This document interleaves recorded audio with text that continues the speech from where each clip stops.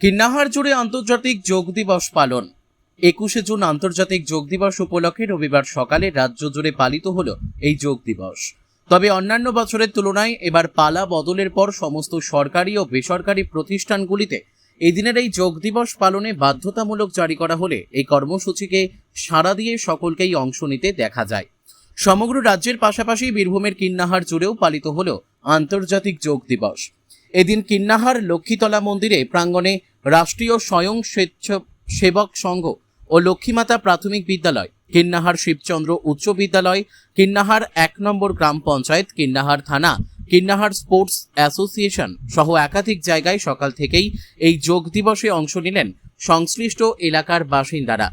কিন্নাহার শিবচন্দ্র উচ্চ বিদ্যালয়ের প্রধান শিক্ষিকা স্নিগ্ধা গোস্বামী ও এনসিসি অফিসার মদন কুমার বিশ্বাস বলেন, প্রতি বছর যোগ দিবস পালন হলেও এভাবে কখনো উদযাপন করিনি।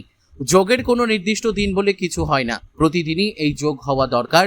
বিভিন্ন স্কুল কলেজে এর ফলে পড়ুয়ারা তাদের শরীরচর্চা হিসেবে অংশ নিতে পারবে। তবে এই পশ্চিমবঙ্গ ও যোগ দিবস সহ এই ধরনের সাংস্কৃতিক ও শরীরচর্চার মতো অনুষ্ঠান ধীরে ধীরে নজর কাটতে শুরু করেছে পড়ুয়াদের কাছে।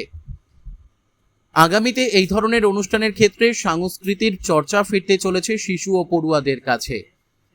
অনেকেই মনে করছেন কেন্দ্রীয় সরকারের এই সিদ্ধান্তে রবিবারেও যেন যোগ দিবসে কোনো কমতি ছিল না। বিদ্যালয়ের পড়ুয়াদের পাশাপাশি বিভিন্ন সরকারি প্রতিষ্ঠানের কর্মীদের উপস্থিতির সংখ্যাও ছিল নজর কাড়া।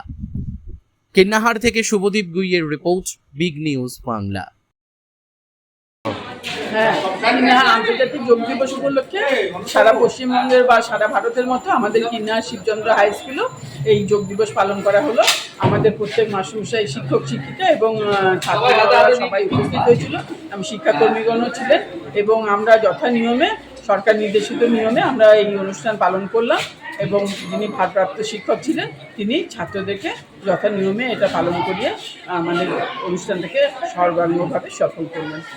আজ তো রবিবার, এই রবিবারও এই যোগ দিবস উপলক্ষে স্কুলে দেখা গেল ছাত্রদের একটা বড় অংশ উপস্থিতি। হ্যাঁ, ছাত্রদের উপস্থিতির একটা বড় অংশ। তার কারণ হচ্ছে গতকাল আমরা পশ্চিমবঙ্গ দিবস পালন করেছি, তখনও আমাদের ছাত্ররা সব উপস্থিত ছিল এবং এই আন্তর্জাতিক যোগ দিবসের যে তাৎপর্য সেটা তাদেরকে জানানো হয়েছিল গতকালই, এবং তারা রবিবার হলেও যেন সবাই আসে সেটা আমরা কালকে ছাত্রদেরকে বারবার করে বলে দিয়েছিলাম।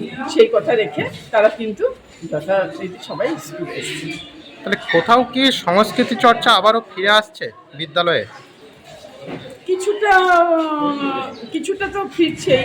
তার কারণ গতকাল যেমন পশ্চিমবঙ্গ দিবসের যে তাৎপর্য বা পশ্চিমবঙ্গের সৃষ্টির যে ইতিহাস সেটা যেমন অনেকে জানা ছিল না, আমরা ছাত্রদেরকে কালকে জানাতে পেরে আমাদেরও ভালো লাগলো।